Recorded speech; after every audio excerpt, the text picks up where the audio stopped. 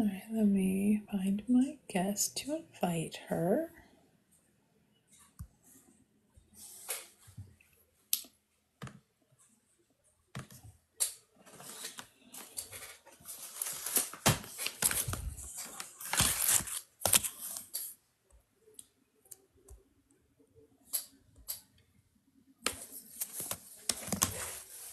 Hello, just waiting on our guest to arrive.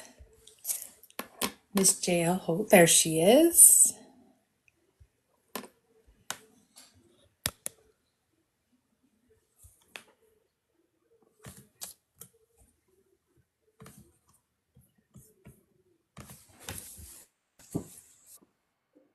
Hello. Hey, can you see me and hear me? I can hear you. I can't see you. I think you got to press on it and it'll come up like a little camera icon. Okay. Um, where is it? There we go. Yay. Let's see. Now, how do I see you back? See. Oh, there we go. There you are. Ta-da!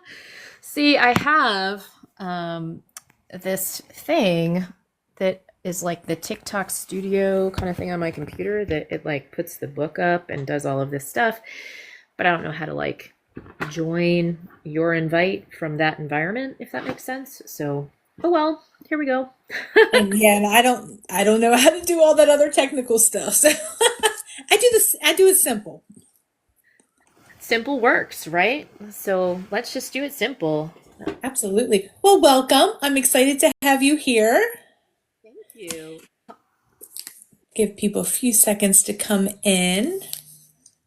But while we wait, I'm sorry, go ahead. I have a habit of like asking the interviewers questions, so let me know if that's something that you're like happy with and good with, or if you would rather I be. I like to view this as more of a conversation. I have questions, but I only ask them if, to kind of keep the conversation flowing. Sometimes I ask some questions, sometimes I ask. It just depends. So no, this is chatting. We're chatting, we're having a good time. I'll ask you questions. If you want to ask me questions, I'm all for it. Awesome. Well, while we're waiting for folks, I was just kind of curious. Tell me some more about like, I know that I kind of signed up on your sheet, but like, what are your goals? And I know that you do something else with Brian as well. How is that different? Tell me about you. I'm I'm an author as well. My debut just came out in August. So, but I started my platform doing book reviews, mainly indie book reviews, and I started doing interviews. I wanted to get to know the authors that I was interviewing. So that's kind of just how that branched out. So I try to interview whoever wants to come on, but it's not just authors. I do any bookish people, narrators, book models, cover artists, whoever is in the bookish community and wants to come on and talk, I'm all for it. That's So awesome. that's me in a nutshell. I love it. And what do you do with Brian? You guys do something like a Friday night thing? Is that I correct? am not on that. No, are you talking about which Brian? Brian I felt like it was Brian and Jeanette, and they were doing. I thought I might be. nope, I just happened to be on his show. Are you talking about Friday Night Rights? Yes, that's right. Yes. I just happened to be a guest on his show. Oh, so cool. And he comes on my show, so does Evie and Samantha, but those are his partners in crime. Evie Black and Samantha Moran. I can never say that her name right. Fair. So we just know each other. We met at Booked in Chaos last year, but we've known each other online. Like, I've read his books. I've had him on the show a couple times. So we just kind of help promote each other and we just know each other through book talk. That's so cool. I love this community. It's Oh, I do too. I was a little bit scared when it seemed like everything was going away, and then I checked out a bunch of different platforms, and TikTok is, it's frustrating, like in that it sort of likes to truncate your views, and its whole algorithm is a little bit frustrating, but the people are just phenomenal, and I love There's the there's people. nothing like it. Like I was afraid and I was looking at all the other platforms that people were talking about. There's nothing like it. There's no replacement. There really isn't. There really isn't. It's I do awesome. try to give Instagram some time and I will do interviews on Instagram live, but mainly because here you have to have like 1,000 followers to be able to go live. Not everybody has that. Instagram, you don't need to have a follower count. So I do some over there for smaller or newer accounts. That's awesome. I haven't done anything on Instagram as far as live. I mean, I have an account just because, that's one of the ones that they say you should definitely have as an author. So I've got Instagram and Facebook and a plethora of other ones, but I haven't tried to go live anywhere else. So, It's different. I've not. I know you can go live on Facebook. I have not done that. But I have done it on Instagram a couple times. It's a little different. So it's a little, you got to get used to it like anything. You got to just kind of get used to it. But this is home base for me. I'm more comfortable here. I know what I'm doing. I know my people. So, I agree. I think this is where it's at, really, for the book community. I did like Threads. I had like this brief thing with Threads, except for that for some reason it stopped like showing anytime I would reply, and some of the other authors were like, "Hey, so like I had to dig and I found that you responded to my post, but it's not showing up, for anyone else." And so I tried to contact them, and there was just absolutely no contacting anyone. So, I don't understand threads. I think what I post on Instagram automatically goes to threads. So I do have a presence over there, but I do not know how to navigate yeah, properly yet. That totally. is what it's a work in progress. And then there's also blue skies, I think blue sky that people love. Again, I'm still working on it. Yep, there's Blue Sky. I have an account there as well. That was sort of like the answer to X when, everything got Mhm. polarized as far as Elon taking over and, creating it as far as, Twitter to X. So Blue Sky was the answer to that. And then there's Clapper, and then there's I'm Lemon. on Clapper as well. Yep, me too. And then Lemon 8, which is also owned by TikTok. I So think I have account there too, but I never go there. I know the whole mass exodus of like, TikTok is leaving. Where do we go? Kind of created this like try it all out kind of thing. So I have different accounts. This is the best. It really is. Well, now we got some time. Let's talk about you. Let's talk about your books. Now, is it just the one book right now? It is. I'm working on book First of all, I two. love the cover. Thank you. Love It that is my cover. Thank you. I owe all props to my husband who contacted the publishing company, and he's a computer programmer, so he felt like so he has a lot of experience, with in the graphical world, and I didn't know exactly what I was looking for, but and I was a little bit hesitant to have him do anything, but he's like, "Let me just do a mock-up, and if you don't like it, my feelings won't be hurt." And he brought me over, and he was just like, "What do you think about this?" And I was like, and so he actually went to the publishing company and got permission because they usually pull it in house. Hmm. They liked it too, and so it's actually a picture of my daughter. That's my daughter Maylee, who plays Izzy in the trailer as well. So Do you have the book to show us? Like, do you have a copy that I do. I don't know if it will do be people back. know what we're talking about? Yes. So this is Maylee. This is my daughter, and of course, all this imagery. She's like part human, part code, all teenage girl. That's kind of my little, I guess you could say, slogan. So the story is about Izzy Fallman, who again is, you know, part human, part code, all teenage girl. She doesn't know that she is more science experiment than real girl. That is until her parents are brutally murdered, and the agency that created her steps out of the shadows to reclaim their blueprint and reboot their unsanctioned program. So that's kind of my blurb about Codeborn. It We is did young adult, correct? young adult. It's a young adult sci-fi thriller, and yeah. So my background is in production, and so we filmed a book trailer, like to go to pair with it, and we have the first iteration out, and that is actually on my. It's pinned on my. I don't. Do you call it a wall or profile? I guess either or.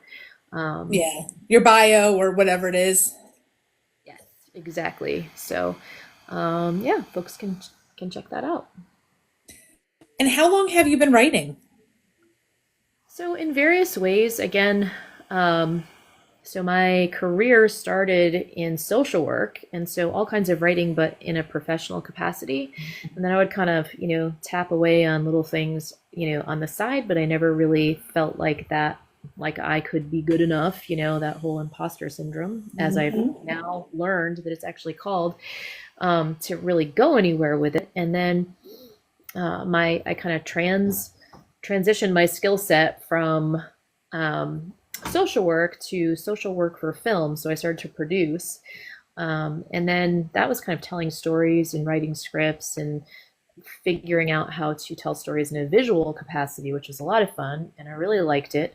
But with the advent of COVID, I decided to close my production company, and I had begun Code Born years ago when my children were small. My mother-in-law had brought this.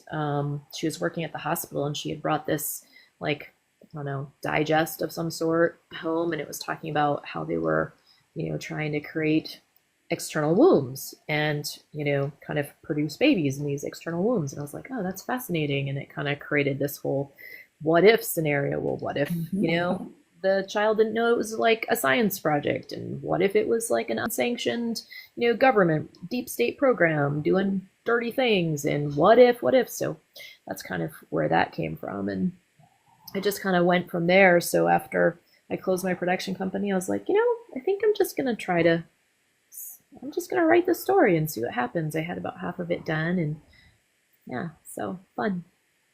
How long did it take you to get it published once you decided to go that route? Um, I want to say it was probably a 4 almost to 6 month process, um, through connecting with the publishing company and then having different people assigned to my project and then going through the editing process. And then, of course, my husband kind of took in the cover design process, but they had like their whole approval, and then they had to kind of like do their page formatting. So there's like an editing and then a page formatting process. And then, I was kind of like in the queue once it was all set to kind of get to release date. So, however that worked for them. And so my release date was actually a little bit of a bust. I mean, there's no shade, just that my release date was 12/24, which is like sharing, the world's biggest birthday. Trying to Yes. launch your book like the night before Christmas is like, oh, uh, uh. So are you full traditional published or are you a hybrid? I'm a hybrid. Yep, I'm a hybrid. A So lot of people are like you're either most I you very rarely see full blown traditional published authors unless they've been with the publisher for years and they've been in the industry. Most people are either indie or more hybrid. So that's why I asked that question. I find that fascinating. it is really interesting. I think, there's a lot of people. So I wanted to kind of, I, for me, I felt like I probably could figure out how to do it straight indie, but I really wanted to have like, like at least a name behind me and have somebody sort of that I was hoping would know the ins and outs and the ropes. It's been a journey, excuse me, and a learning curve. I will say that my publishing company, we had a bunch of hiccups along the way, but they have been great, and they, really did come to the table. Part of it was some like publishing errors, a size error. They released, my book in this enormous size the first time around, and so It's not we supposed to be that big. I not just supposed to thought be that that was big, turns out. And we kind of did this unboxing with my daughter, and she was like, she took the book out. She was like, whoa. She was like, I could probably kill somebody with this. Like, why is this so big? And we were like, I don't know. Why is this such a crazy they'll be size? collector's items. If they're not the correct, they'll be collector's items. There we go. We were like, just starting with this special edition, or whatever they call it. Exactly. Yeah, so, and so we kind of had some conversations back and forth, and then there were some issues with the Kindle version or the EPUB version, not italicizing the third person to first person transition. So, like when you're in somebody's head, how it kind of italicizes that. Mhm. So, they could have just been like stinkers about it, but they actually were really sweet and came alongside and were like, yep, we want to fix this for you and make sure that this, is all rolled out. So now it's a regular size and then they fix the issues and there we go. But, in my first thought process was, I don't know what I don't know. And I feel like that's true about any new endeavor. You just don't know Mhm. what you don't know. And so it felt like the right idea to kind of have somebody guide me through it.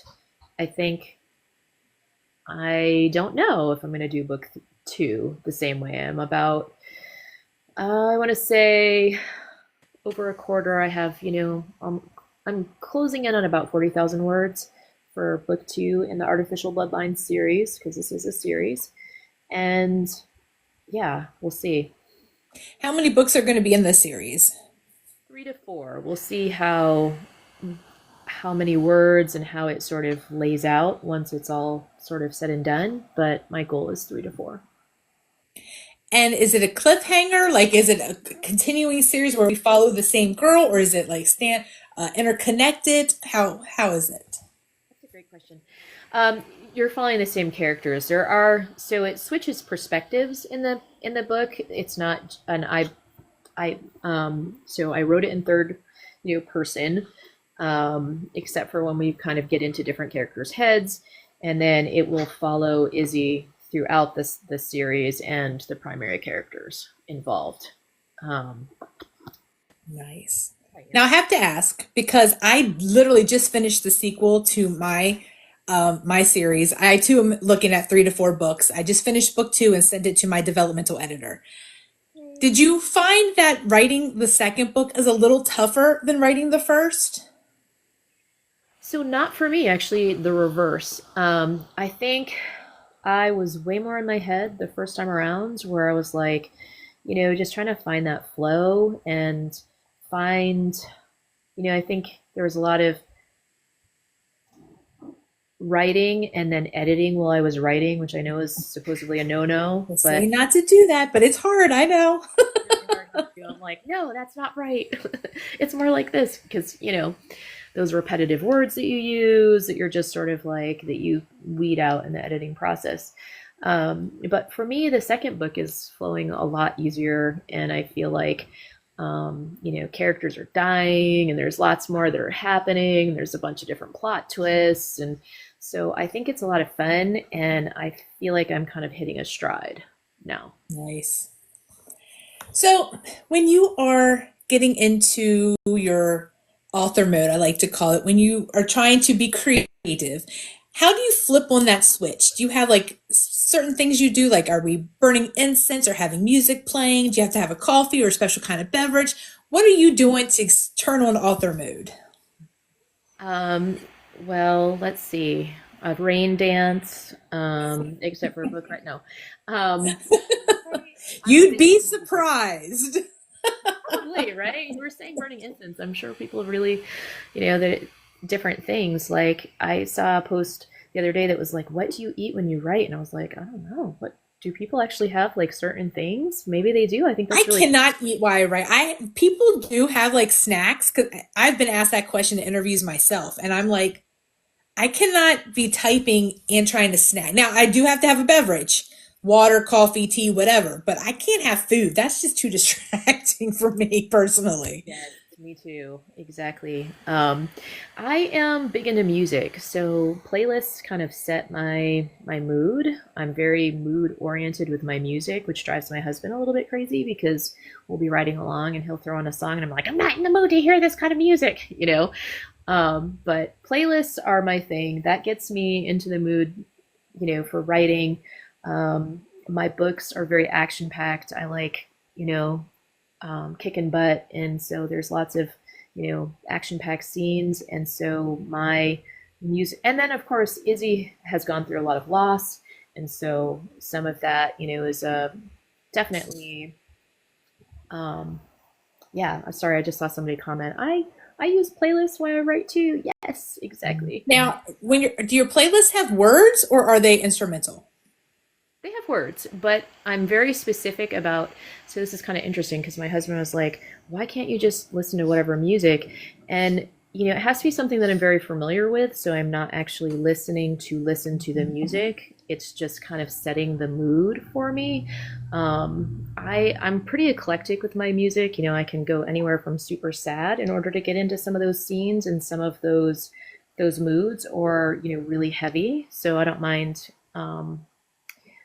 I don't know, hardcore or metal, I guess. My husband's a metalhead. I'm not quite as like thrashy and screamy as he is, but I can appreciate heavy music, and you know, anything kind of in between, country, folk, love it all. So music is my go-to, and I have to know the songs in order to add them to the list so that it doesn't distract me from what I'm trying to accomplish. It just kind of pulls me in. I think for me, music is really emotional, and so it kind of gets that going for me. Love that. Would you think, or do you consider writing more exhausting or more exhilarating? More like it gives you or more energizing? I can talk today, I swear. You have amazing questions. Goodness, I don't think I've ever thought about that. I think it depends on the day. I think sometimes I'm like, ah, this is a slog and I don't want to do it, but I'm going to hit my word count, you know? And then other times I'm like, oh, this is really fun. I'm like excited about where the story is going to go, or how, you know, a character is developing. And I had read this thing, I think years ago, by Stephen King. It's his book on writing. And he talks about it as though it's like bones that are being exhumed. And so, you know, he's kind of like unearthing these characters, and they're kind of coming to life as he's, you know, doing the digging, is I think how he explained it. And I guess I would say that too. I mean, I think sometimes I have like a plan or a direction where I think things are going to go, but then it just doesn't fit the character. It doesn't really fit the story. And so the people that are like, you know, do you outline loosely? Loosely I outline, and then, you know, a lot of it, like I know the direction that I want my book to go and that this series is going in, but there are those filler pieces that I think are unearthed. There are those little pieces of magic that happen in the moment that, You would consider yourself a planter, I think is what it is, where you plot a little, but then you also write right by the seat of your pants a little and just see where the story goes. that would describe it. I've never heard that before. I've just learned something new. That's cool. A Yeah, planter. one here I didn't either, but when I started doing interviews, I learned there's the planter or pantser where right by the seat of our pants, which is basically what I do. I don't, I can't plot because my characters will laugh at me and say, nice try. And then there's the plotters that strictly plot everything out and know every step by step, everything that their chapter is going to do. And then the planter where it's a little bit of both. That's so cool. I love that.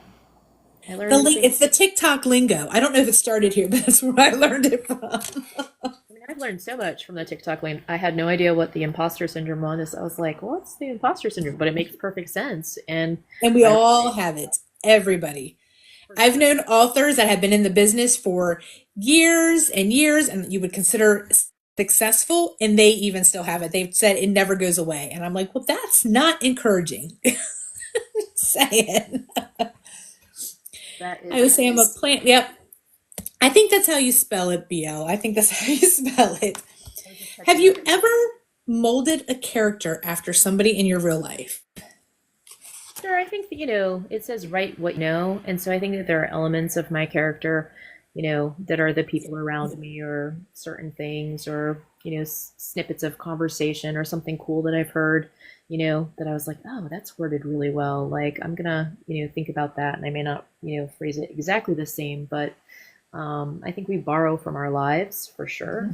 Um, yeah. So I would definitely say that there are plenty of characters that have tidbits of, um, yeah, the people that I love and admire. Love it. Social media. We're on it. It's kind of become a necessary evil. You Yes. know, before I even had my first manuscript done, I was told you have to have a social media presence before, because I was originally going to try the traditional route. And I was told in order to do the traditional route that you have to have a social media presence for a publisher to even pay attention to you. Yep. That's what I've I been don't know told. if that's true, but that's what I was told. So now and of course, then I found Book Talk and it's been fabulous. But do you find that it's been helpful helpful to your author career or more of a pain in the butt or a hindrance? I would say that I think both. I mean, I think it's a little bit of a dual-edged sword in that I think it can be very distracting, and trying to keep up with social media can be intense and a little bit overwhelming. Like, how do you say the same thing? Like, hey, buy my book, you know? And I think some authors, there's a couple of folks that crack me up that are like, I have to sell my book today. Like, so here are all the things about my book. And they're super honest about the fact that it's a struggle, and that is very relatable. And I love following those authors and their, raw and real presentation of like just the struggle. I would say that I've done everything probably wrong and backwards, and that might be the magic and story of my life, for good and bad.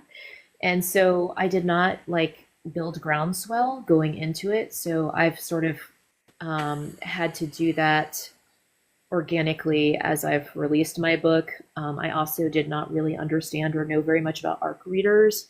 I didn't really quite understand the industry. And I would say that,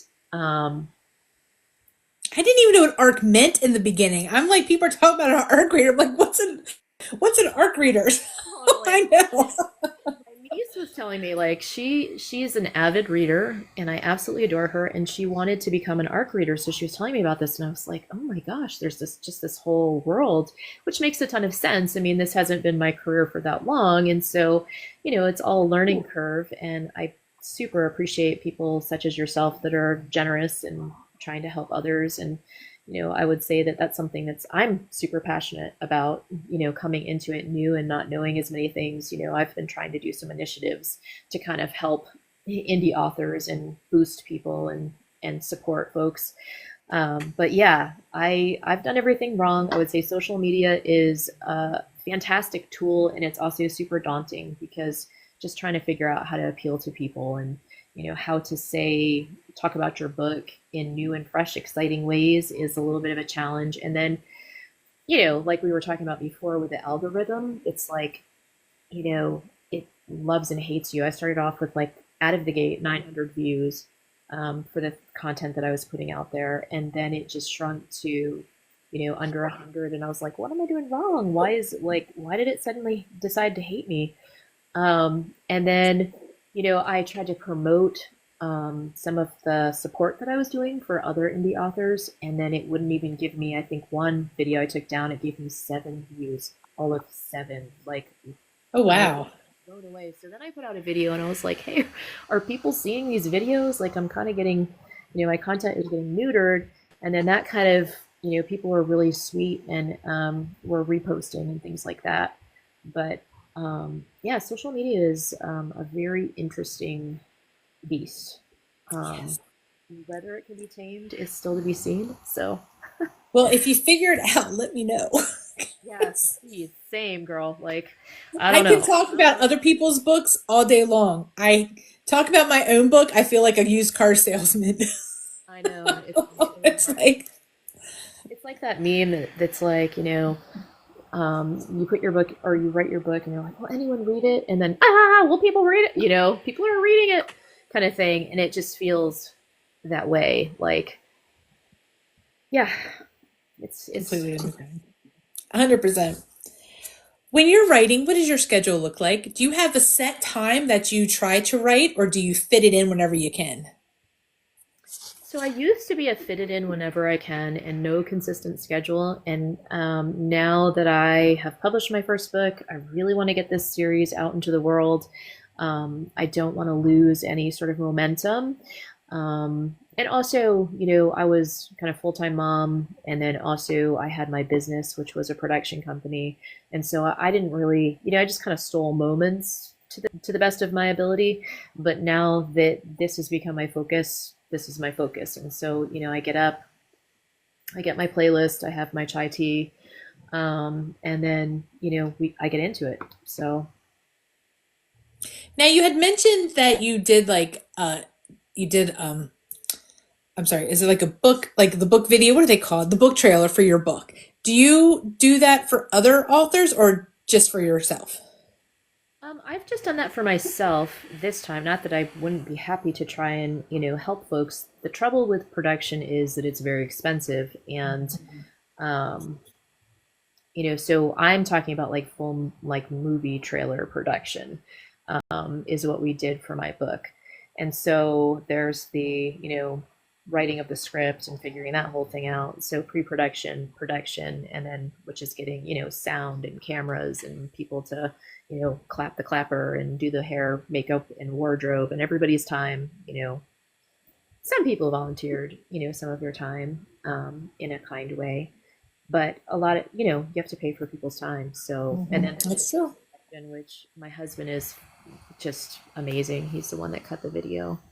And again, he's been such an amazing help to me. So, I love that. I love it when, your partner can collaborate with you and really help make your career, you know, or what am I trying to say?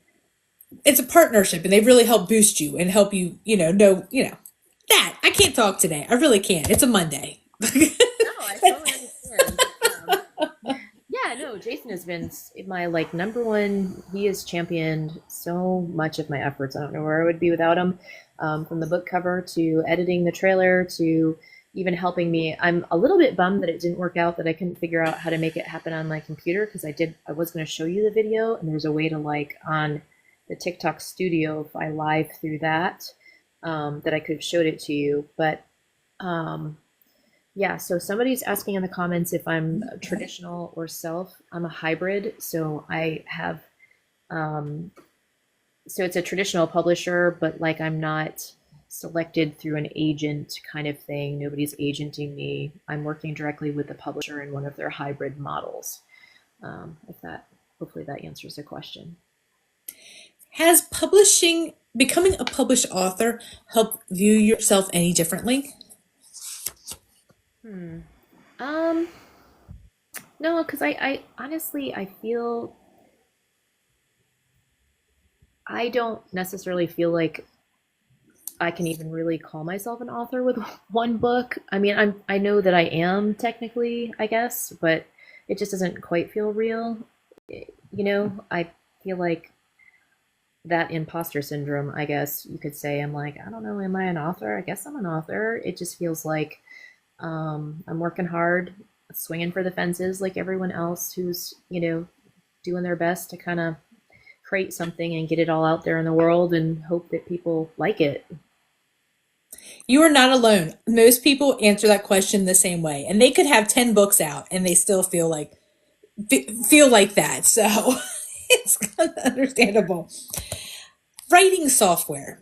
There are so many out there, and this is a question I ask purely for my knowledge because I'm a newbie kind of, but I'm old school Microsoft Word. I still use Microsoft to write, but there's like so many different softwares out there. What are you using? So my husband again comes to, he sets up this system for me that it's like I can't write over things. So it's like he organizes the chapters in a way that kind of locks them down, and I take out a new chapter, and then I have to actually go in and like open that chapter if I want to edit it, and it kind of does the table of contents. I don't know that it has a I don't. I think it's just what is the software? It's not Word. It's like, gosh, what is this thing called? Um, I don't remember the name of the actual program. I want to say it's something with an L. I would have to get back to you or like take a minute to actually dig through and look. That's okay. That's okay. I do want to address BL Olson. She says that did answer. Thank you. She's currently looking for agents for her first book, but she doesn't know. Um, I would just want to let you know that I actually am hosting a live on March 18th where I have my editor and my cover artist. We're going live and we are going to answer questions for authors how to get published. Cool. Because we all have that. We all start off not knowing anything. I learned everything I know from this app and meeting the right people. So if you mark that down, March 18th at 7 p.m. Eastern Standard Time, I call it my dream team, my editor, my cover artist, and I. They're both authors as well. We're going to be going live to answer questions like that. So sorry, Jay, I didn't want to like toot that, but I just wanted to let her know about that. No, you should. And actually, I would be delighted to ask you some questions. Like, I don't know very much about like your work, so feel free to tell us a little bit about you too. I feel like it should be symbiotic. That's okay. That's okay. Hey, we're here for you. We're here to celebrate your book. And I'm okay with that. But I did want to let her know about, the new authors because I'm trying to spread the word so that way people know. Because I believe me, I wish I found everything in one stop. I was like picking and choosing and trying to find the right people. you know. I think once we publish a book, we should all get an honorary degree in publishing. Publishing 101 associates, True. Yes. like, because you have to learn. You really do. Also, you're being asked if it's 7 p.m. Eastern Standard Time. I just want to make sure that this person. Oh yes, I'm sorry. Um, See, I'm not gonna lie. We're getting ready to do our little time change here on the East Coast, so I don't know the proper lingo for it after the time change. So it will be East time, Eastern time, whatever it is. Be 7 p.m. on the East Coast because I've been called out about that because I always say 7 p.m. Eastern Standard Time, and someone called me out. I'm like, well, it's not standard right now. You're in daylight savings. I'm like, oh, my bad. So don't come at me, people. I'm just saying the time zones and the lingo, EDT. See, thank There you you. go. I'm just call it Eastern time. That way I'm covered. But yes, it is 7 p.m. Eastern time. Awesome. Thank you for all you do to kind of help everyone find their way. I think that's really amazing. I like to give it back. To be honest, I came across some struggles in the early days where I had like a cover artist that took money and disappeared. I had an editor that disappeared. So I don't want people to fall in that same trap. So that's why, I want to help people avoid that because it delayed my process by 2 years. However, because of that, I found the right people Yep. that helped make my book what it's meant to be. Had I gone with those original people, my book would be completely different and probably not as good. So everything worked out, but I try to get back and try, I want to help people as much as I can. I don't want them to have to fall in that same trap because there's so much misinformation out here and this face, there's scammers or people that are trying to take advantage of people and we don't want that. That's not what book talk's about. We don't want that. So So true. Well, I love that. Thank you. absolutely.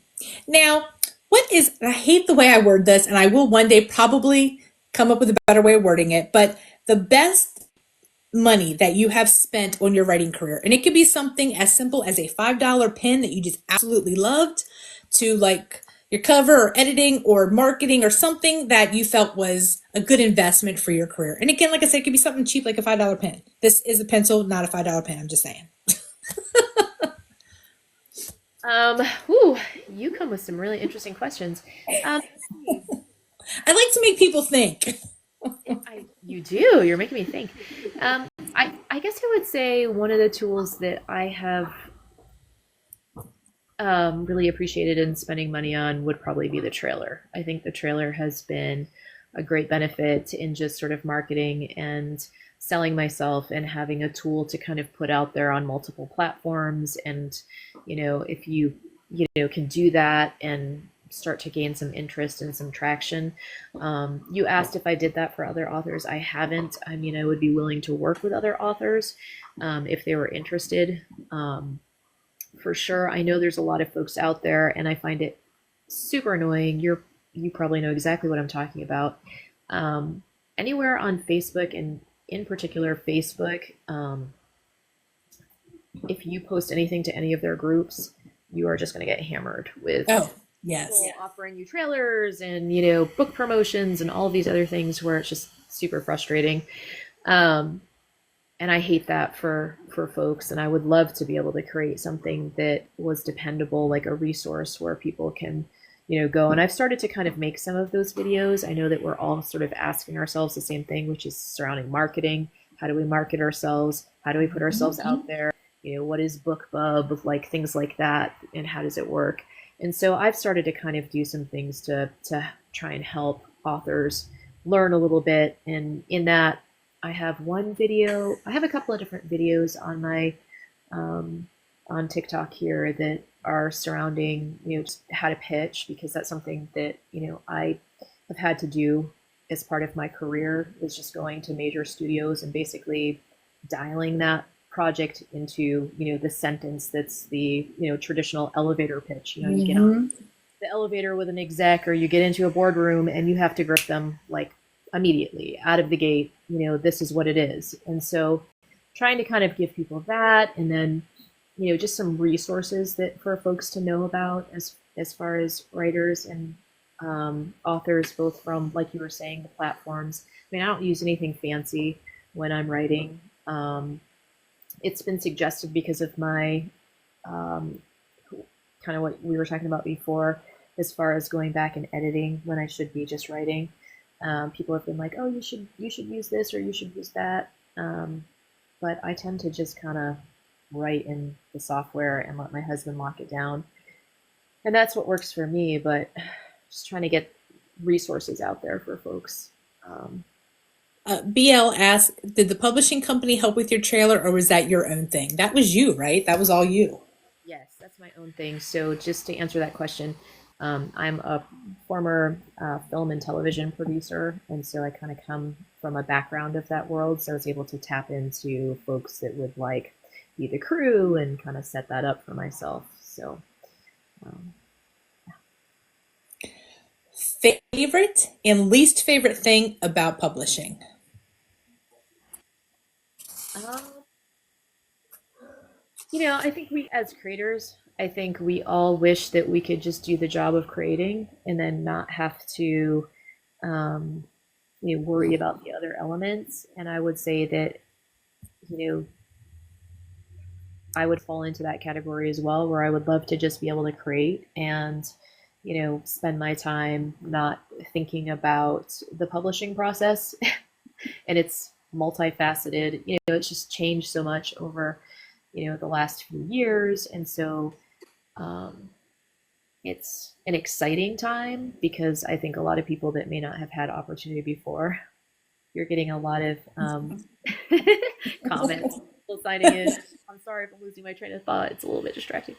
Um, but I think, as far as my least favorite thing about the publishing process, I think just out of my experience, even though I had very generous people who immediately dealt with a problem and figured out, hey, we have the wrong size, or, this isn't going well, and how do we work to fix that and mitigate it? I think that's probably my least favorite part of this process is not knowing what I don't know. And so, um, for instance, part of it was my fault. Like, they sent me a proof and I looked through the proof, but I didn't really know what I was looking for because I'm Hmm. new. And so when they sent me the proof, the size was in very small print on the actual book cover layout, and I just didn't see it. And they had it had automatically filled in this larger size due to my word count. And so because I didn't catch that, even though I had said in an email what size we had wanted it, which was the two different standard sizes, it had auto corrected, and I just didn't know enough about what I was doing to really understand what I needed to look for in, evaluating their proof, basically. So I think, Well, you'll be happy to know that I think everybody I have talked to, and myself included, our first book, there's always something that goes wrong. And at the time, we think it's a catastrophe. I myself, I had a missing chapter oh in no, all my print copies. My first print copies that went out, it said chapter 16, but it was actually a repeat of chapter 13, and we have yet to figure out how it happened because the ebook was perfectly fine. So it was embarrassing to have an author that I love and respect get my book and call me and be like, Jeanette, do you know chapter 16 is not there? oh no. Yes, I could see. Absolutely. That hurts my heart for you. That Oh, would be, I thought it was the end of the world, but you take lemons, you make lemonade. I ended up selling because I was getting ready to go to a book event and I had bought a whole bunch of books and I sold them for like $10 a piece as trophies. I was like, you read it on the Kindle and here's your trophy. I sold them all. oh, But that's so great. everybody has like some story, especially with their first book, where something has happened. So we all learn. little bit better because I really don't know what I don't know, and that is, I think, the glaring Exactly. of it all. You're not alone. Stumbling in the dark. What has been your favorite thing?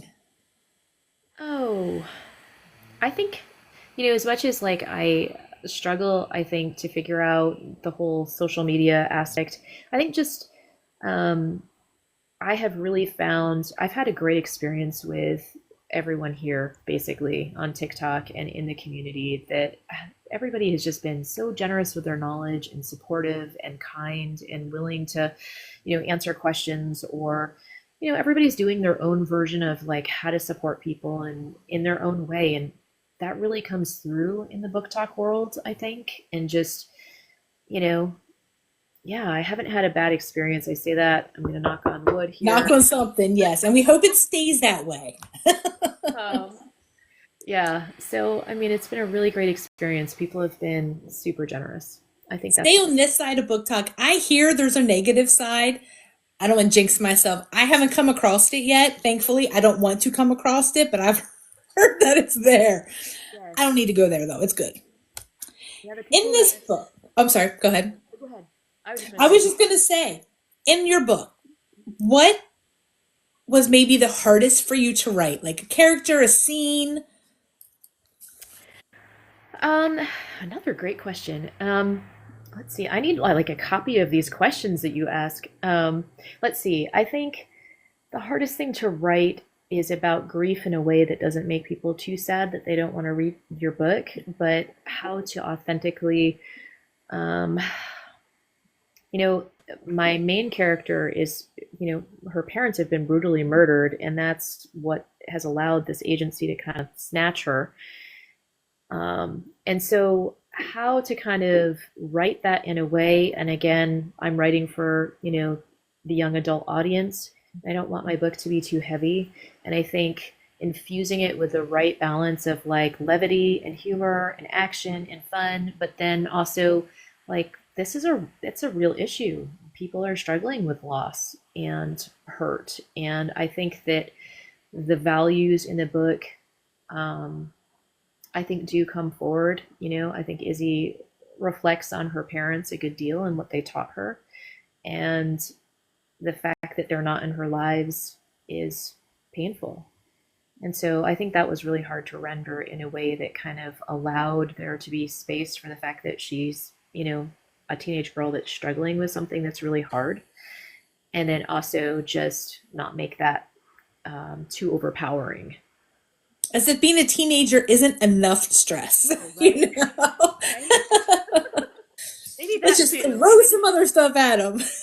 Maybe that writing about being a teenager, like I'm like, oh yeah, being a teenager. I was actually asking my kids tonight for the second book. I'm like, okay, so about this scene, like, how would they say, this kind of thing? Not that you want to infuse it with too much of the vernacular of the day because it's so passe so quickly. Yes. Just like, what are your ideas, kind of thing. And they're like, I don't know, mom, I don't know. They want nothing to do with it, but um, yeah, I would say, writing a teenager and then also, providing enough levity and action to, yeah. Keep them interested. Absolutely. On the flip side of that, what was the most fun for you to write? Um, I love females kicking butt. And so I love Izzy's character. She's, coming into her own. So that sort of coming of age story. Book two, there's a budding romance. We don't get to it in the first one because there's too much to set up, and too many parts and pieces that are moving. But it's there, and people are like waiting for it. And so I think the most fun is maybe the action and the twists and turns and thriller elements of it are super fun for me. Nice. What came first for you? Is it the plot or the characters? Um, I think just reading that medical journal and kind of starting to ask some what if questions. So probably a little bit of the plot, but also, I knew that I wanted it to be female, and I knew that I wanted her to have some extraordinary abilities that were, infused by this like AI that's presiding over this, womb and it's rogue. So I think a little bit of both, I would say. Nice. What is the most valuable piece of writing advice you have received during your journey? I borrow this from my sister-in-law who also wrote a book. She said, show up and do the job and keep the pen moving. And I've kind of changed that today, and I'm like, well, keep the keyboard clacking. And I think that there's something really um, true about that. Like, just show up and do the job. I think sometimes as authors, we become very conscious of the fact that we want our writing to go somewhere. And so trying to figure out how to hit that target becomes kind of overshadows the job that we're doing in a way, and then kind of makes us think and feel that imposter syndrome even more. And so for me, it's like, okay, just show up and do the job. Do the job, let go of the outcomes. Whoever's going to read it is going to read it. Um, Whoever's going to like it is going to like it. And by the way, when you put yourself out there, just preparing for the fact that not everybody's going to love your stuff. And that's just a reality that we all sort of have to face. Like, They not every, say don't read your own reviews. very true. Yeah.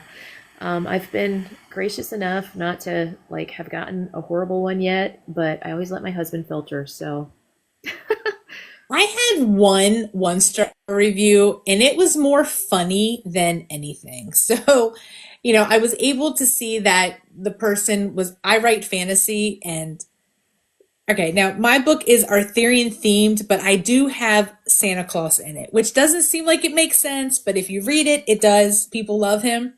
But the person, I don't know if they actually read the book because that was the only thing that they said it was a one-star review. And they're like, this book had good potential, but then she threw Santa Claus in there.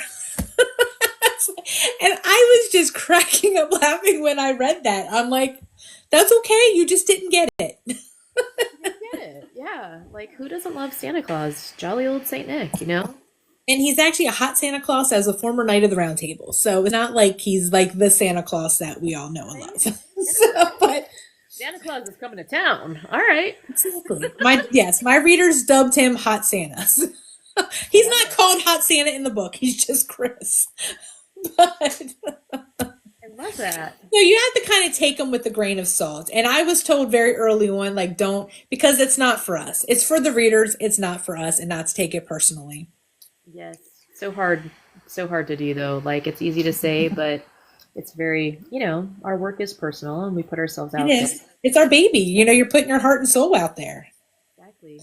Tough. Is there a genre that you would like to maybe tackle in the future that you haven't yet? Yes. I have a dragon story. I You have had me at dragons. I know. It's a very hot topic right now. I mean, I did read all of the Rebecca Yarros, and of course, I'm an Aragon fan of long ago. And then, you know, I don't know if you can see, I've got them all lined right there. All the Aragons top shelf.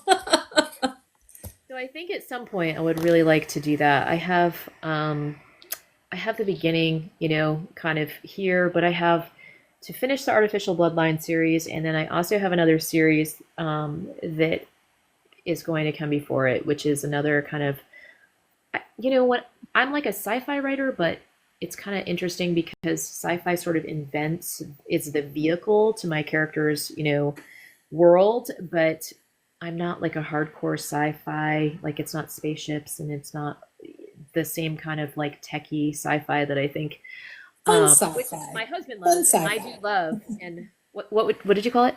Fun sci-fi. Sci-fi. Yeah. So I have another one that's like a kind of a spacesuits to cowboy boots kind of vibe to it. Ooh, love that. Love that. I just started writing yesterday. You were talking about dragons. I love me some dragons. I have not read Rebecca Yarrow though, which is surprising. But I have so many indie books that I'm reading that I don't have time. Yes, So, I feel that. but it is my take on a paranormal mafia story, but with Oh, dragons. with dragons, paranormal. with so it'd be more like fantasy paranormal mafia, but it's like five families, but they're all supernatural. Oh, cool. That sounds amazing already. Like I want to read that. I would totally read that. Yeah, that's the catch line. It's the paranormal mafia, or if the mafia was in the paranormal world. I don't know, but and like I said, dragons. You can throw dragons in anywhere. I love it. I love it so much. Yes, I me want too. my own dragon. Like people are like, so, if you could have anything from your stories, what would it be? And I'm like, can I please have a dragon? Right. I want to be a Yes. dragon rider. I think that just sounds cool. You know? So I've kind of come to the conclusion that no matter what I write, it's going to have some kind of dragon in it. It's just I just have a thing. Exactly. Yeah. Does Santa have not reindeer? Is maybe Santa There has. is actually a reindeer racing scene in there, so he does have the reindeer. He's like such a small part of it, but I wonder his what his book is elf about. Like, is it's more about his elves. when you had me at Santa and elves and round table, and what? Tell me, what's like the pitch for your book? What do you, when people ask? I basically say that it's a classic good versus evil Arthurian tale based in modern times where a young woman is thrown into a magical war that's been raging for centuries that she knew nothing about, and she is chosen by Excalibur, the sword, to save all of the realms. But again, she didn't know any of these places existed. So she doesn't know how to be the hero. Yeah, I But love I've got that. dragon shifters and vampires and sorceresses and witch. I got a little bit of everything in here. I love that. All right. I had an editor tell me that I couldn't mix genres like that. So I was like, watch me. Right. Um, So yeah, watch me exactly. And you did it, and people love it, and now I want to read it. I'm a fan of it, which is good because I read it like a million times. That is good. Well, I think that's what we have to do when we're like creating and doing all the editing and everything else. I was gonna say that's my advice, like to you, BL Olson. Make sure you write a book that you're gonna enjoy reading because as the author, you will read it a million times Yeah. before it ever gets to publish. That's what they say about songwriters, like singers and songwriters and bands and things. Really? If you write a song, make sure you really like it because you're gonna sing it over and over and Oh, over that again. makes sense. Yes, especially if it becomes a popular one. Yeah. Oh, I got a little puzzle piece. Please hold because they don't realize that we've been here live. Oh, We're not robots. what does that mean? Huh? Oh, I just don't know what that means. I'm kind of new to the Oh, whole. when it pops up on the screen, like if after an hour, it will pop up and I have to do a puzzle piece to prove that I'm still here. Oh, yes, I have seen that. Okay. I do not know why, because obviously we're live, but Girl, you have to answer some of your questions because now you've asked me these like really challenging questions, and I'm like, what would she say about that? Because now I want to know like your fuller story and like how you would answer some of those questions. well, that's no fun if I have to answer my own Very questions. fun. Well, I wish I had Actually, all I your did. questions. I mean, they were good questions. I was like struggling over here, like, ooh, I'm in the hot seat. I What do don't I? even know where I got. Like they're handwritten in like this little tiny like little notebook I got from like the dollar store. I love that. So I don't. I think I just find them and then I'll just add them here. So sorry. Somebody's coming into the house, and I have four French bulldogs, four of them. You're Because good. I've why got I two. have one is they're barking. I apologize. We're animal lovers here. It's okay. So now I'm going to ask you some fun questions just to kind of, we're at our hour mark. Okay. No more tough questions, I Okay. promise. If you could sit down, well, I do have one controversial question, but I'll warn you before I ask you that. If you could, and not necessarily interview, but sit down with one famous person and they can be dead or alive. They don't even have to be super famous. They could be famous to you, but somebody you just want to hang out with, maybe have tea or coffee and just pick their brain. Who would it be? Okay, I'll give you my answer. Let me ask you a question. Should this be like in the book world or is it like Nope. anybody? It can be anywhere. It can be anywhere.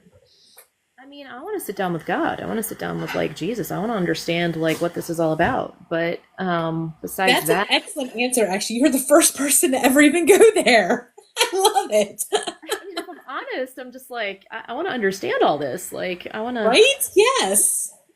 Where'd you come up with these ideas? Like I want to have this conversation. Like let's do a live, Jesus. Let's talk about like where you got the idea for this whole place. Um, Exactly. What was your yeah. relationship really like with Mary Magdalene? That's what I'd want to know. Like, spill the tea. Oh, yeah. Like, so are there dragons? Are there other realms? Like, what about the aliens? Come on. Like, Right? I know it all. Exactly. I want to understand. Exactly. What would your spirit animal be? A dragon? I Right? don't know actually. Yeah, I think my kids would agree with that. They're like, my mom, she's like, she breathes fire. I don't know what my spirit animal would be. That's another very interesting and complicated question, I feel like. You can't go What's wrong your, with dragon. I'll take dragon. That would right? be my answer. I love dragon. That or house cat. I like Yeah, Chinese house cat. animal is like the snake, and I just cannot vibe with snakes because they creep me out, if I'm perfectly honest. And you're gonna hear me wherever it is that you live if I happen to come across one, because that's how loud I'll yell and scream. But yeah, so I it's think not a mine snake. is a snake. Are you born in 77 or you're probably much younger than me? No, I was born in You're '77. 77? Me too. Yep. I'm jealous because my husband's 76 and he is a dragon. I'm like, that's so not fair. Oh, I missed it by a year. He doesn't even love him like I do. Like, he's not into fantasy like that. So I was like, we need to Not flip flop. fair. Yes, that's funny. I love I was that. gonna be so mad and such a- Now, this one, I get some crazy answers, and it's okay if you're like, what? But what is the strangest thing currently in your refrigerator? Hmm. Probably like sheep warmer because I breed French bulldogs, which is why I have four of them.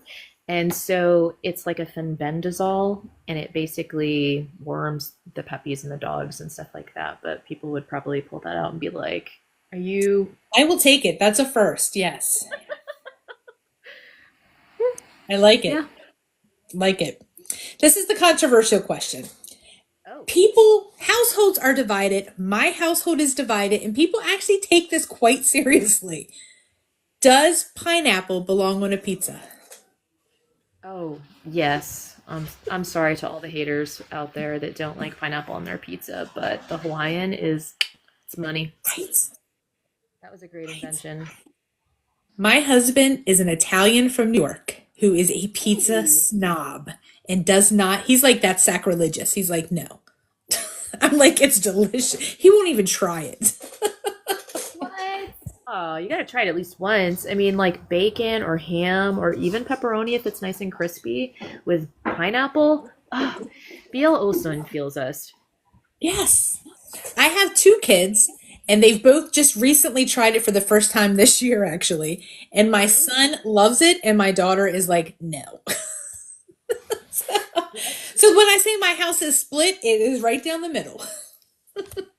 Funny, yeah. We are too. Some of our kids are like, that's disgusting. Why would you do that and ruin perfectly good pizza? And then others are like Eli, he's my huckleberry. He'll have, Hawaiian pizza with me. So And then you dip it in ranch and really send them for life. yes, yes, we are so simpatico. I love ranch with pizza. Me too. Yummy. Again, my husband is just like, ugh. Why would you do that? So he's a New Yorker, you said? Like Yes, born in. yes, Staten Island. Okay. All right. So I've always called him since day one a pizza snob because That's he fair. is. That's fair. I mean, he has a good reason, you know? Oh If he's yeah, growing up like in the big city and he's like eating the like real deal stuff, I mean, you just can't oh get. yeah, it is so much better. I can admit that New York pizza is. Make sure he doesn't hear me. Is so much better. Because when we first started dating, I was like, if it's got crust and sauce and cheese, it's a pizza. Exactly. Yeah. I mean, Until I there's went no to New York and experienced it. But again, he doesn't need to know that. exactly. Okay, I do have one kind of serious question for you. I just like to know, what does literary success mean to you? And I really should move that up further, but you know. Oh, literary success. What does it mean to me? I have no idea. Let's see. That's a very thought provoking question that I don't have great answers for. You should hand out your questions beforehand, and then I would like at least have a minute. Let's see. Ah, but I I don't think always ask all the questions though. It just depends on how this, like, there's half the questions I didn't even ask you. Some of them you answered before I could ask. oh, sorry. Um, let's see. I think just like I mean, I think it would be fun to be able to publish books and have people enjoy them. I mean, I think that's our goal as authors, right? Is to put our work in the world and have, people enjoy and like and I don't know, don't have necessarily like I don't have to be the most successful, I don't have to be the next Rebecca Yarros or anything like that, but just being, JL Hoyt and, having quality stories that people can connect with and that they look forward to, the next iteration of, or installment, not iteration, the next installment would be really cool. Did I butcher your last name? Could you say that again? Because I'm sure I butchered it on the video this morning. Yeah, no problem. Hoyt. Hoyt, Wait, like the I might have been close. I may not have butchered it as bad as I thought I did. Actually, I'm going to change my answer to I would love my books to be. Actually, that's funny that now that I'm moving away from this, I wonder how many questions, like after our talk, I'm going to be like, oh, I should have answered it this way or that way, or I should You have said can this come other back. When's book two come out? You can come back anytime you want. We will. Though I do have a separate set of questions for people that come back. But again, That's fair. That's fair. Okay, so my I'll ask the answer same now, ones if you want. that's fair too. Um, I want to change that answer just to also reflect the fact that, so having come from the film and television world as a producer, I would love to be successful enough that people want to make my book into a movie. And that is normally one of the questions I ask, and I didn't. I always ask is, would you like to see your book immortalized on film, whether it's in a streaming series, a movie, or anime? Absolutely, I don't know 100%. why I didn't ask that question, come to think of it, because you would be the perfect one to ask that to. You just needed to leave that space so that I could like change my mind and answer it. Exactly. See, everything happens for a reason. It does. So, do you said book one just came out in December? Do you have a release date for book two? I don't have the actual date. No, I my hope is that um well, like I said, it was about a 4 month, I would say, process and then a little bit of wait time for the actual release. So my hope is, in the next 3 months, like be done with the actual writing of the next book and then to be solidly into developmental edits and things like that. So I'm kind of hoping that late summer, early fall at the very, very latest, before my 1 year mark would be great, if that could happen. So that's kind of my loose target, but as soon as I can. Wonderful. Now the important questions. Where can we get your book? Yes, everywhere that books are sold is my understanding. I know that it's like, let's see, it's in Amazon, it's in Barnes and Nobles, it's like if you're in the UK, it's in Waterstones, it's Walmart. Even you can order it through Walmart. I I'm sure there's other ones that are out there. What was some of the? I'm trying to think of the names of the different places because I looked it up in all these different places. But pretty much, I think if you look up Codeborn, you'll be able to find it. If we want a signed copy, do you offer signed copies? Because I like my signed copies. I'm going to have to get me a signed copy. All right, tell me how you do that. Like, tell me how you like. How do you roll out your signed copies? Some people have been doing like schmibaways, they call it. Yeah. Hmm. This is a word that I learned becoming part of the TikTok Yes, because apparently community. they don't like the other word with the G on this app for some reason. I don't know why. Like if you say it, it makes your views go down. I don't know. Really? What other things make your views go down? Because I must be If you like in that. say the Book of Faces or the gram, if you say the actual words, from what I understand, Oh. they don't like you to mention the other social media platforms. Well, okay. Interesting. Learning all the time Right? learning. Um, yeah, so I think you can get, I forget what the question is. You can get it anywhere as far as like signing Signed it. I'm copy. more than happy to like figure out how to do that. I just haven't, I don't know how to do that. And I was waiting for my book to be I have an fixed. Etsy shop and I have it here available on TikTok. Okay. How do you do Don't ask me that? about the TikTok shop though because I don't know how to work it. Oh, really? I, That was one I thing, like, I'm so bad with TikTok. I'm Etsy is just so much easier for me, but I do have a TikTok shop and I have sold two books on TikTok. that's so So cool. I've heard of all these stories of these like indie authors that like get on TikTok and somehow get this voracious following. And there's one woman in particular that somebody had pointed out to me that she and her husband got on and talked about their book, and then it just like blew up, and they were like selling it, and then this, and then TikTok was supposed to go away, and people were just like kind of mourning and like worried about like, hey, now I've like switched over and I've pretty much make my livelihood here. What am I going to do? And so I don't really know how to do all of these things yet, but I was waiting since this came out in such a big size, the first iteration. I was waiting until everything was fixed, and then I was going to try and do something that was like a I giveaway. actually want one of the big ones because I'm telling you, it's gonna be a collector's item. Oh, I'll I need a definitely signed copy of the big book. Okay. All right. Let's do it. When we get off here, you can give me your address. I'll send it to you. Because I'm like, you need it. I love the fact that it's a big book. Like I don't know what it is about it. That's funny.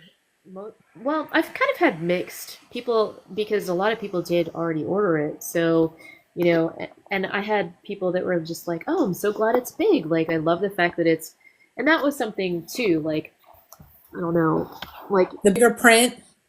bigger prints, more spacing, all of the things, and so um, that was not my intention, but you know, yeah. It's So, okay, but they don't know won't hurt them. It's fine.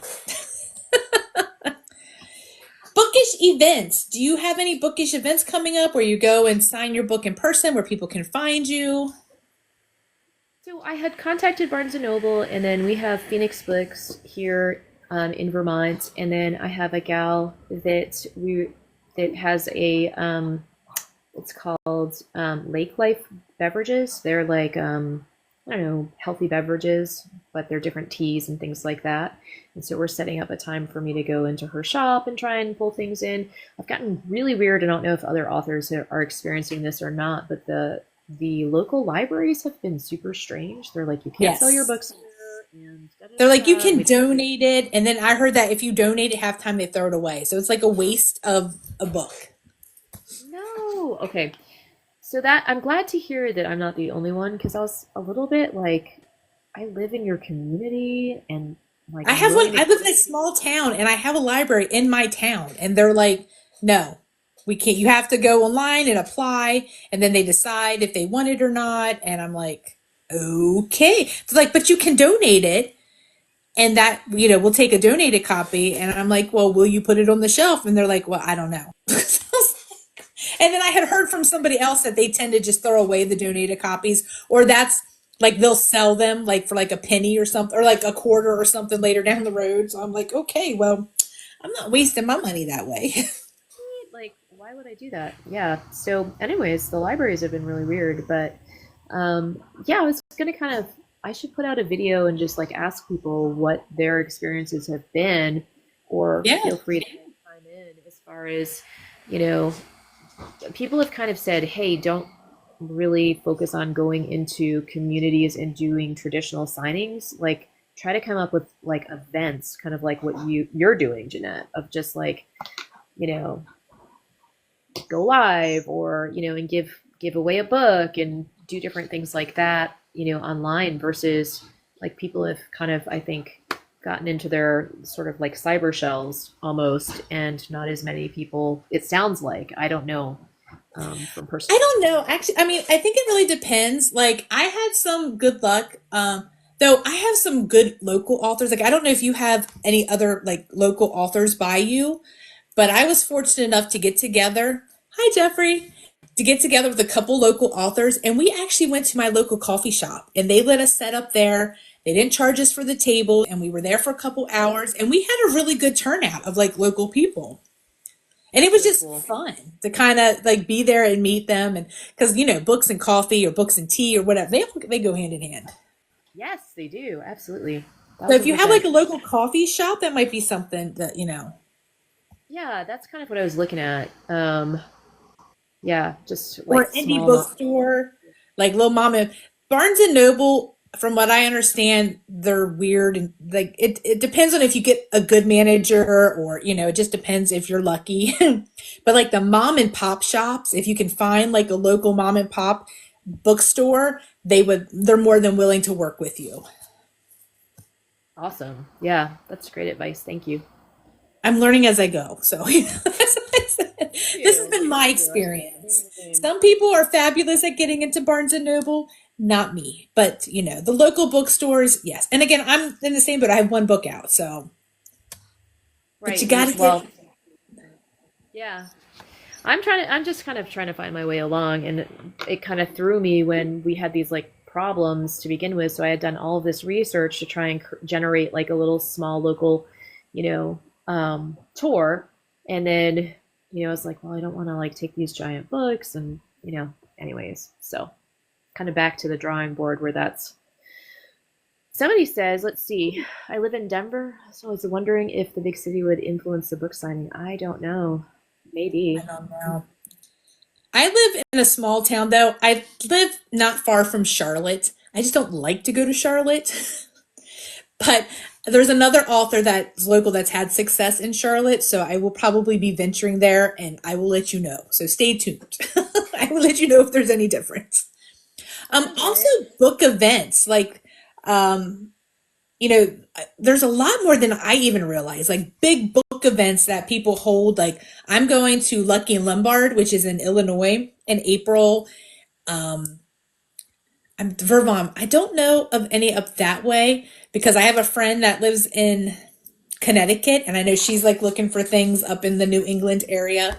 But they have, I don't know how, like, I don't know. I know how, like, they have Getting Witchy with it in like Massachusetts and like different big book events. I've been to one and they're fun.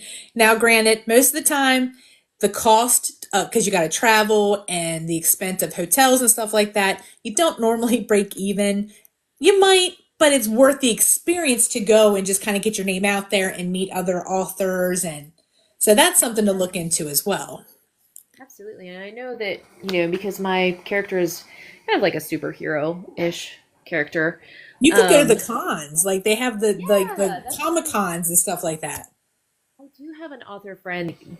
She takes her stuff and goes, and she has great success, sells books, does a really good job. So I've definitely wondered about If you that. can find a travel buddy, it helps cut down on the expenses. Yes, very true. Great idea. So that's my advice on that. But absolutely, that's all I have for you today. Is there anything I missed? Anything you would like to mention? Anything that you want to say? Like I said, any questions I didn't ask? I was looking at a book convention in my area that I was thinking about. Oh yeah, book conventions are fun. Yes, absolutely. I wonder if there's like a compendium of like lists of all of these kinds of things. There has to be somewhere that people that somebody I puts together on a I what's one time had one sent to me. I do not know how up to date it is, nor do I know where it is on my computer. But I know at one point in time I had one, and now I just ask everybody that comes on my live, what which ones are you what are you doing? doing? Can I come? And then I'm like, oh, I haven't heard of that one, or let me check that one out. So That's Google awesome. it. And Yeah. I guess you could probably Google book events in your area. That's not a bad idea. But if I Yeah. have any, if I come across any up your way, the most northern one I've come across, I mean, I'm sure they have them like in New York and Pennsylvania, but is like Maryland. I know I'm going to one called, I think it's Million Lives, and it's going to be in Ocean City, Maryland next year. I think it's like May of 2026. Because you also got to book them quick because I they fill know they up fill it like a up year or two so in quickly. advance. Like, Sorry, my son was sneaking into his room, so I had to like adjust things just a little bit. Like sitting out in my area. He has a door that goes through the area. So anyways, um, yes, I would love to like learn a little bit more about some of the different places that I can go and kind of do in-person events. And I think it's a great idea. You've given me a great idea as far as like finding somebody to kind of tag along with Mhm. that knows the It makes it more ropes. fun too. Like even Yeah, if you do definitely. like local like coffee shops or something, or even like the little mom and pop bookstores, sometimes it's not, it lags and it's boring if you're there by yourself. Exactly. Yeah. You have somebody to talk to and kind of like, even just download and process the day and just be like, okay, so like, figure out, share the expense and share the journey. That sounds really Exactly. cool. All Well, thank right. you so much for like chatting. Absolutely. I have so enjoyed having you on. You will, like I said, you'll have to come again when book two comes out or whenever. If you're bored and you have nothing to do, just say, hey, you want to come on live, we'll go live. Now I want to interview you because you've like given I me would these be nice okay little with that. teases about, your work. And so I'm like really interested and also really interested because you have so much good advice as to how you would answer all of these same questions that you've asked me. I'm a All right, I'm fan. not gonna lie. I'm pretty sure I Googled the questions at one point in time, and that's probably where a good portion of them came from. All right. Well, that's fair too. So That's fair too. I'm You have sure me on that's my where they toes. came from. I know. I mean, and then I probably have grabbed some from people, like when the audience will ask a good question, I'll be like, "Oh, I'm taking that one," and I'll write it down. Perfect. I love that. The Yeah. pizza I'm one gonna was all mine, though. The pineapple and the pizza. That's me. That's all me. and it is controversial because, not everybody, like, we could really get people stirred up here if they I have don't agree. had lives where people are like, "No," and like they were like going at it in the comments, and it was Oh, no. hilarious. That is funny. That's too funny. Well, you got to throw those in there, just make You sure that, gotta you gotta have a little fun. You gotta have a little fun. Well, I hope you enjoyed it. I very much enjoyed it. I will not hold you up anymore because I could probably talk to you all night. I'm just I could saying. talk So to you all again, night too. Thank you so you will much have for to the definitely time come and having back. me on.